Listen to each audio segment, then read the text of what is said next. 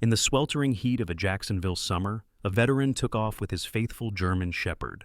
But within minutes, every instrument on the plane went dark, as if the sky itself had stopped breathing. When he woke up on an unfamiliar beach, the sound of crashing waves and the sunlight on his face were the only things that still felt familiar.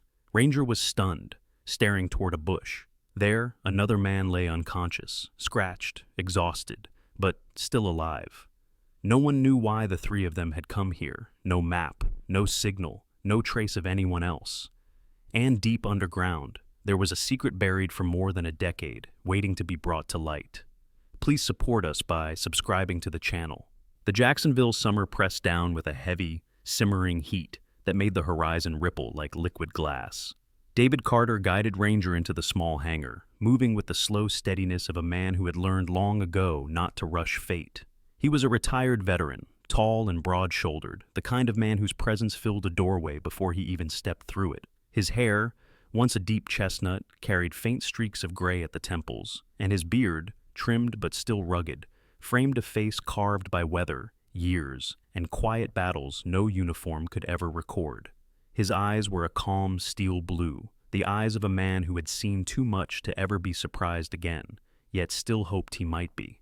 Beside him trotted Ranger, a 4-year-old German shepherd, with a dark saddleback, copper legs, and a muzzle dusted with gray. The dog was alert but gentle, a creature whose loyalty ran deeper than instinct. He watched David the way some men watched compasses, steady, unwavering, ready to adjust the moment his partner's direction changed. Ranger had served beside David during his last deployment, trained in search and locate missions, and though the military chapter of their lives had closed, the bond remained unbroken. The job that morning was simple: deliver small cargo to a support vessel stationed offshore. Routine flight, short distance, clear sky. David preferred quiet work like this. After years of noise and orders and loss, the ocean's open silence felt like a balm. Still, as he went through the instrument checks inside the cockpit, he felt something tug faintly in his chest.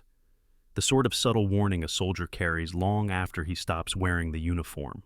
He ignored it, telling himself it was only the heat, only fatigue, only memory. The plane lifted smoothly into the bright sky, slicing through warm air currents. Ranger curled behind the co-pilot's seat, ears relaxed but always listening. For a while, everything was ordinary. The coastline shrank behind them, the water folded into slow-moving sheets of turquoise and navy, and the only sound was the engine's steady hum. Then the light changed. It wasn't gradual. One moment the sky was blue, the next it burned white, as if someone had scraped the color from the world. The compass jolted, spinning once, twice, then whirling uncontrollably. The GPS flickered into black stripes. David's instincts snapped awake. He adjusted the throttle, tapped the screen, checked the alternator, checked the emergency system. Everything alive 1 heartbeat ago was now dead, silent, unresponsive. The radio produced nothing but an eerie, shallow static. "What is this?" he muttered under his breath, and Ranger lifted his head sharply, sensing the shift before the plane even lurched. A crosswind slammed into the left side of the fuselage. The aircraft bucked violently. David gripped the controls, leaning his weight into them, but another gust struck, this one downward, forced, unnatural, as though pressure was being pushed from above rather than pulled from below. The horizon vanished behind a curtain of white blur. The ocean rushed upward. Impact was chaos, a burst of sound, a shudder in the bones, then darkness collapsing like a wave over his mind. He woke to heat, to the abrasive kiss of sand pressed against his cheek, to Ranger licking the dried blood along his temple. David gasped, rolling onto his back, his ribs aching from the harness line that had saved his life. Overhead, summer sun blazed without mercy. To his left, pieces of the aircraft lay in a broken arc along the shoreline. Wing fragments, dented aluminum, torn cables, scattered like remnants of a dream violently ended. But it was the trees that made him stop breathing. They stood in rows, precise, evenly spaced, aligned like soldiers holding formation, palm and cedar together in patterns that nature never arranged on her own. Too uniform, too deliberate. Ranger stiffened beside him, fur rising slightly along his spine. The dog stared toward a patch of waist-high brush several meters away, gaze locked, breath held.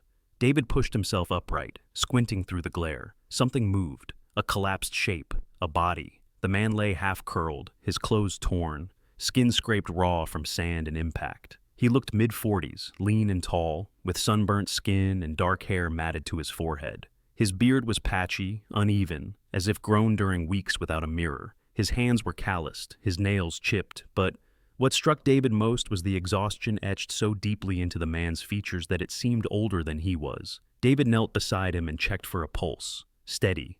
Alive. The man's eyelids fluttered, and he exhaled a hoarse whisper. "Water, please."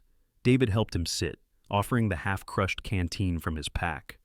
The man drank in trembling gulps, then let out a long, shaking breath. "I'm Samuel Hayes," he muttered, voice rough. "Sam, I'm a marine technician. I went missing 3 months ago. They said my boat must have sunk, but He broke off, eyes darting toward the line of trees, toward their unnatural precision, as if recognizing something he wished he hadn't seen again. David's pulse quickened. "Sam," he said quietly, "how did you get here?" Sam looked at him, and the answer trembled behind his eyes before he spoke. "I didn't crash," he whispered. "I washed ashore right over there, and I wasn't alone when it happened." David opened his mouth to ask more, but before he could, Ranger growled, low and warning. Something deeper within the island shifted the air, carrying a sound David couldn't yet explain. Subtle, distant, deliberate. And in that moment, he understood. The island had been waiting.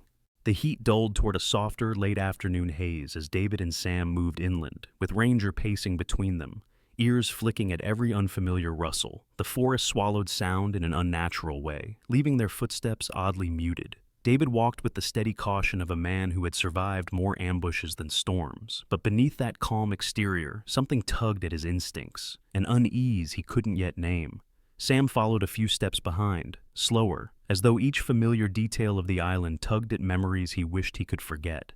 His thin frame, still weak from dehydration, carried an exhausted tension, and his dark eyes, sunken but alert, flickered from tree to stone with a fearful recognition that troubled David more than the crash itself. "You said you worked for a private firm," David murmured quietly, brushing aside a curtain of leaves. "What kind of firm leaves a man for dead?" Sam hesitated, swallowing hard. "A contractor. Offshore construction, they called it. But it wasn't bridges or docks. It was controlled sites. Artificial landscapes for long-term testing." He paused, wiping the sweat off his brow with a trembling hand. "When my ship malfunctioned, they didn't even send a search team. They just filed the report, lost at sea." His voice broke slightly, like I was never meant to return. David didn't press further. He recognized trauma when he heard it. Sam's posture, slightly hunched, shoulders tight, gaze darting, was the posture of someone who had spent months waiting for a threat to appear from the dark. Every man bore his scars differently, and Sam's were carved inward. They walked deeper. The forest's unnatural symmetry became impossible to ignore. Trees stood in rows as straight as fence posts. Rocks arranged themselves in suspicious formations. 3 in a line, 8 steps later, another 3, identical in shape and spacing, as if manufactured. Even the stream they followed, narrow and clear, flowed in a perfectly straight line toward the inland cliffs. "This place," David whispered, "nothing grows like this." Sam nodded grimly. "They built islands like this for testing environmental models, but this," he glanced around, voice thinning into unease. "This is different. This level of order, it's more like someone wanted everything to remain predictable." Ranger growled softly, sniffing the air. Sweat trickled down David's spine despite the cooling wind. He sensed eyes, or something functioning like eyes, keeping pace with their movements. The forest looked empty, but emptiness itself felt designed. They arrived at a clearing where the ground dipped into a shallow bowl. A pile of stones sat at the center, neat, clean, each one polished smooth by something other than weather. And among them, half buried beneath a layer of leaves, lay a simple leather pack. David crouched, brushing the leaves away. Inside was a metal canteen, almost new, and a torn piece of fabric that looked like part of a technician's jumpsuit. There was no blood on it, no sign of an injured owner wandering off. "Someone else was here recently," David said. Sam shook his head. "Or someone wanted us to think so." Ranger padded in tight circles, nose low to the ground. His tail stiffened, signaling traces of a scent, human, unfamiliar. David felt a quiet throb of tension push against his ribs. They were not alone. As the sun drifted west, shadows stretched long across the clearing. They continued moving, following Ranger's lead. Eventually, the trees thinned and opened to the northern shore, where black volcanic rock rose into a low cliff. Waves crashed below in slow, rhythmic bursts, flinging white spray up the stone wall. The air became cooler here, touched by a subtle metallic tang that didn't belong to sea breeze. Ranger froze, head low, muscles locked. His fur bristled as a low growl thrummed from his chest. David followed the dog's line of sight. The cliff face shimmered. At first it looked like ordinary rock, a solid wall of dark stone streaked with minerals. But as the sun dipped and the last golden light slid along its surface, something glinted. A straight, unnatural reflection. David stepped closer, brushing aside strands of moss. There, hidden beneath sediment and weathered stone, ran a perfect line, clean, metallic, manufactured, a seam, like the edge of a door. Sam's breath caught in his throat. His face drained of color, leaving his sharp cheekbones stark and shadowed. No, no, no, that's impossible. He reached out, his fingers stopping just short of the seam. I knew the island was artificial, but this wasn't part of the project I worked on. What did your company build here, Sam? David asked quietly. Sam's hands trembled. I was never clearance level. They kept field crews like me away from restricted sites. But I heard rumors. They said there was a central lab, something old, inherited from earlier contractors. No one knew what was stored inside, only that it wasn't to be touched. Ever. And now? David pressed. Sam swallowed, eyes locked on the metallic edge. Now, it looks like someone opened it. David stepped back, pulse tightening. Ranger barked, not loud, but sharply, as if warning them about something unseen behind stone and steel. The wind shifted. A faint resonance, soft, steady, like a distant generator, vibrated through the cliff. The sound was barely audible, yet it pulsed with purpose. Ranger whined softly, backing away. Sam whispered, "That's the entrance, the one I wasn't allowed near." David felt the weight of the island settle around them, heavy and expectant. He didn't know yet what lay behind that seam, but he knew one thing with absolute certainty. It hadn't been sealed for protection. It had been sealed to keep something inside. And now, the island felt like it was waiting for them to open it. The storm rolled in without warning, sweeping across the northern cliffs with a force that felt almost intentional. Rain hammered the stone wall where the seam lay hidden, washing away layers of dirt and moss until the metallic edge glimmered across the entire surface.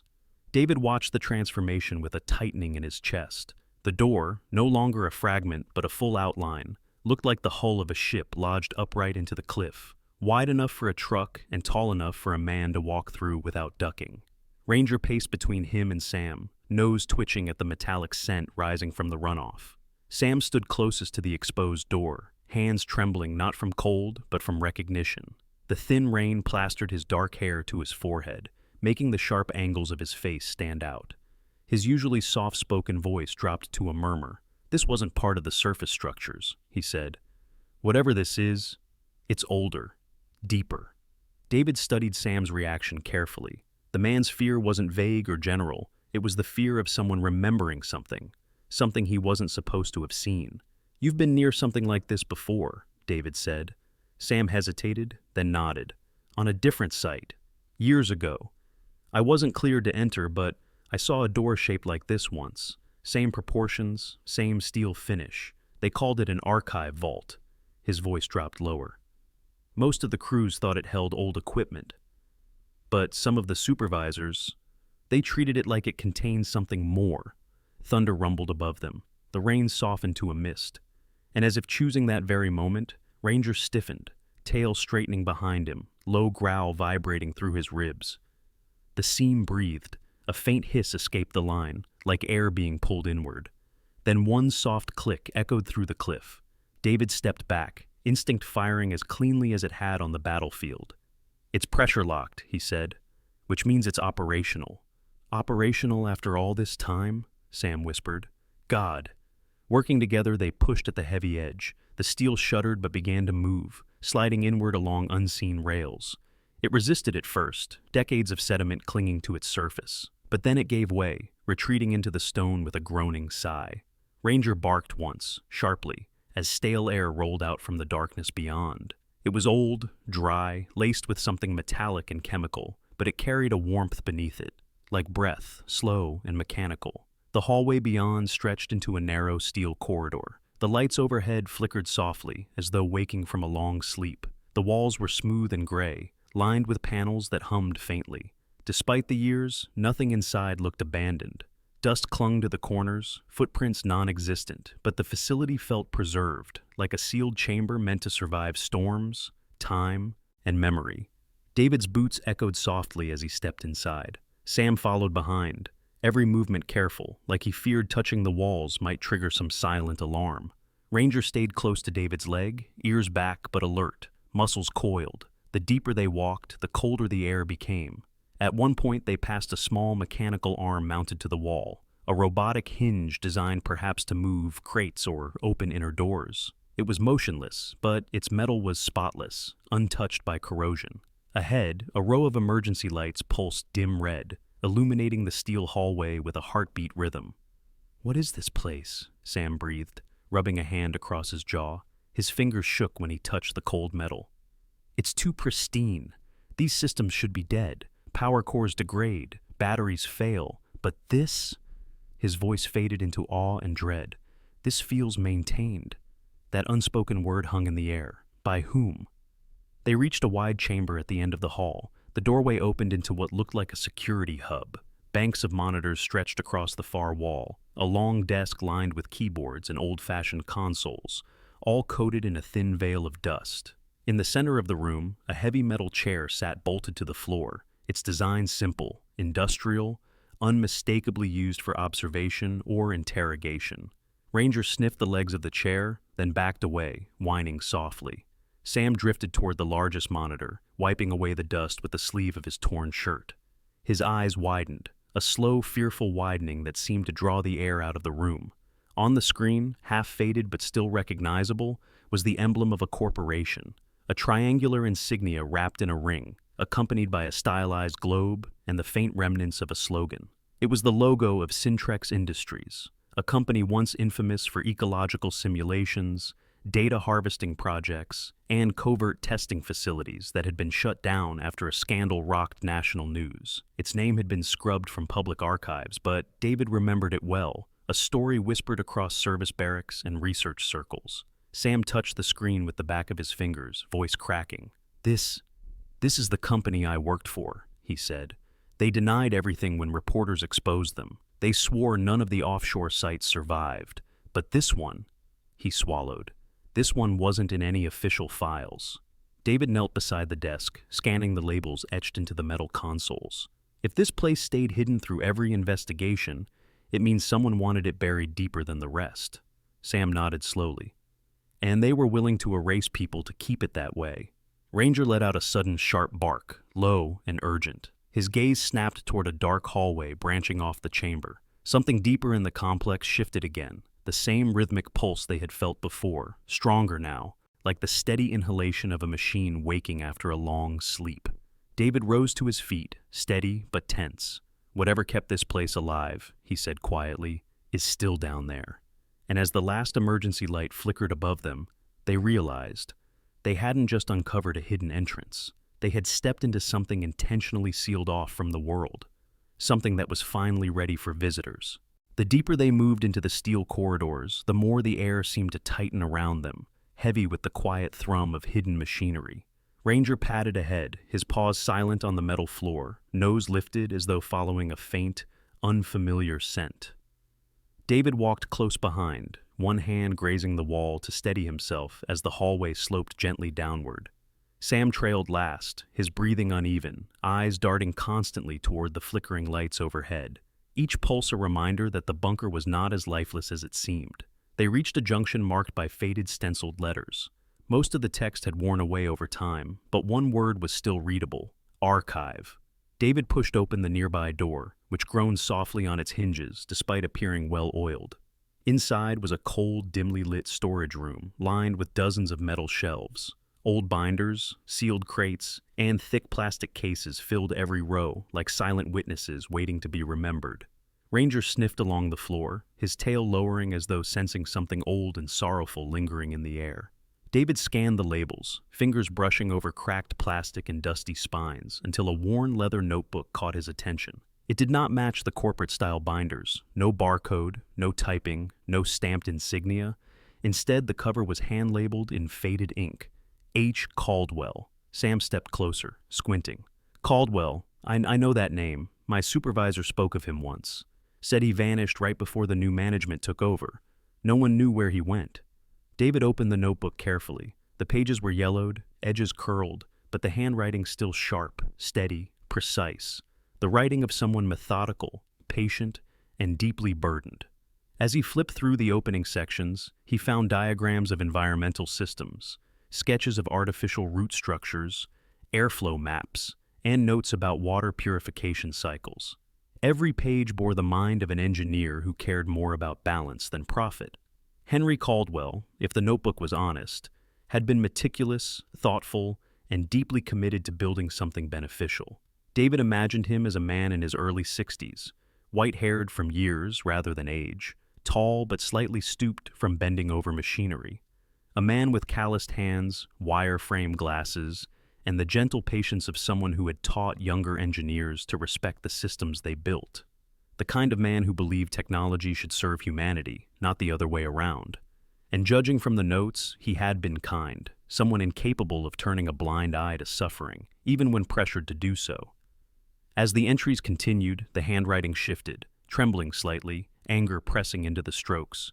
We designed the island to test artificial ecosystems and emergency survival support. Controlled environments, closed loops, nothing dangerous. But the new directors have changed the mandate. They want to test human behavior, long-term isolation, psychological thresholds without informed consent. David's jaw tightened. He knew what that meant. He had seen systems like this, in war zones, in forgotten outposts, where people disappeared into programs that survived only by burying the truth beneath paperwork and ocean water. Sam's lips parted, his voice barely audible. He tried to stop them. David nodded, turning another page. I reported the breach of ethics. They removed my access. Security escorted me out of the main levels. They believe they've silenced me. They don't know I kept a secondary log. The next entry was shorter, written with shaky strokes. I hear they've begun experiments. They say no one will find out. They say the island can hide anything. Further down the page, ink smeared from what looked like water damage, rain, tears, or both. I'm leaving, but before I do, I will lock the central systems. If someone comes after me, maybe they'll see the truth. David swallowed hard and turned to the final page. It contained a single paragraph. The words were darker, pressed deep into the paper, as if Caldwell had written them with the weight of 12 years of regret. If anyone finds this place, please shut down the brain of the island. End its recording. End its traps. Don't let them use it to disappear more people. Under the message, a crude map was drawn, a route from the archive room down 2 levels into a chamber labeled Core Access. Sam stepped back as if the air itself had grown colder, his face, already pale, drained further. Caldwell must have fled right after writing this, he whispered. And the company, they painted him as a deserter, a failure, his expression twisted with guilt. We believe them. David closed the notebook gently, as if laying a hand on someone's gravestone. The weight in his chest was different from fear. He had carried fear before. This was sorrow, respect, and something heavier, responsibility. He wasn't running, David murmured. He was warning. Ranger nudged David's leg, then looked toward the hallway that led deeper underground, tail low but steady, ready, in his loyal way, to follow wherever the path led. Sam met David's eyes. If Caldwell locked the core, the island must still be running in a half-active state. That's why the systems behave strangely, why the power fluctuates. David nodded. And why they left it buried. They couldn't fix it without revealing it. He held the notebook against his chest, feeling the weight of a man he had never met, but now understood intimately. A man who had stood alone, trying to protect people he'd never know. This isn't just survival anymore, David said quietly. This is finishing what he started. And somewhere far below them, a faint pulse in the walls answered with its steady mechanical breath, as if the island itself was listening. The descent toward the core felt like moving into the throat of a sleeping machine. The deeper David, Sam, and Ranger walked, the more the air vibrated with a low, steady hum, neither threatening nor welcoming, simply aware. Ranger led them down each metallic stairwell with careful pause, fur lifting as though the walls whispered faint static against him. David kept the notebook of Henry Caldwell tucked against his chest, drawing strength from the old engineer's final plea. Sam moved quickly, but nervously, glancing at every flickering panel as if expecting alarms to snap awake. The stairwell opened into a vast chamber of concentric steel rings. In the center stood a circular console surrounded by towering glass pillars filled with flickering light. It looked like a heart built from wires and tempered glass, breathing, remembering, waiting. Sam exhaled in awe. This is the Loy Trung Tum, the island's brain. Caldwell wasn't exaggerating. This thing controls weather simulation, environmental changes, communication masking, everything. David moved closer, analyzing the screens. And by the look of it, it's preparing something. Sam's fingers flew over the surface. A system-wide purge. They're planning to burn the forest and wipe every record before they send a retrieval team. David clenched his jaw. Someone triggered this remotely. Before Sam could answer, a sharp mechanical alert echoed through the chamber. Ranger spun toward the stairs and barked, short, fierce, urgent. David reached the railing. A motor roared distantly. A spotlight swept the beach through the narrow slits of the cliff. Then a low, aggressive voice blared through a loudspeaker outside the bunker entrance. "Carter! Hayes, stand down. Turn over the data. This facility is private property." The name struck like a slap. Garrick. The footsteps that stormed into the lower corridor came heavy and confident. Garrick stepped into view first. A broad man in his late 40s with a square jaw covered in several days of stubble, thick forearms, and a rigid stance that screamed authority. His black hair was clipped short, but a white scar cut from his left temple down to his cheek, likely the remnant of a fight long before he ever wore a security uniform. His cold gray eyes scanned the core like someone examining a long-lost possession. He wore tactical clothing in dark navy, armored vest scratched from old conflicts, and a sidearm strapped tightly across his chest. Garrick was known within Syntrex records as a containment specialist, the kind of man brought in when the higher-ups wanted a mistake to disappear without paperwork. Behind him were two other men dressed in the same tactical gear, one tall and wiry, with a severe jawline, the other stout with thick arms and heavy boots. Their movements were disciplined, silent, trained. Garrick raised the megaphone again. His voice echoed with authoritarian impatience. "Caldwell's data is company property. You two have no legal standing here. Bring it out now, and we end this quickly." David stood firmly at the edge of the core platform. "You're not here to rescue anyone," he said. "You're here to erase what Caldwell tried to protect." Garrick smirked. It was a small, humorless expression that revealed how little he cared about protest or morality. "Your crash report is already filed, Carter. Same with Hayes. Consider it a courtesy. No bodies needed." Ranger growled, low and guttural, stepping protectively between the intruders and David. Inside the core, alarms began blinking red. Sam stared at the console. They remotely activated the purge sequence. "The system is rerouting everything toward environmental sterilization." David nodded. "Caldwell planned for this. He said the core could be stopped, but only if we input the correct environmental constant." Sam pointed at the screen, voice trembling. "It's asking for atmospheric baseline to override the purge. If we don't input something within 2 minutes, it'll burn the forest and wipe every digital signature clean." David inhaled slowly, remembering the last written line in Caldwell's notebook. The old engineer's words echoed with a quiet conviction. "If anyone finds this place, please shut down the brain of the island." And then the line beneath it. "Use 21.0, the oxygen of life, the measure of hope." David placed his hand on the console. Garrick saw the movement and yelled, "Don't touch that!" Sam flinched, but David's voice stayed steady. 21.0. He typed carefully, deliberately, like speaking to someone. 21.0. The screen flickered. A dull chime rang through the chamber. Then, every red light shifted to green. The purge sequence dissolved like mist. The hum of the core softened, exhaling a gentle rhythmic release, as if a machine, long burdened, had been allowed finally to rest. Sam's shoulders sagged in relief. "We stopped it," David nodded. "We honored Caldwell." But there wasn't time to celebrate.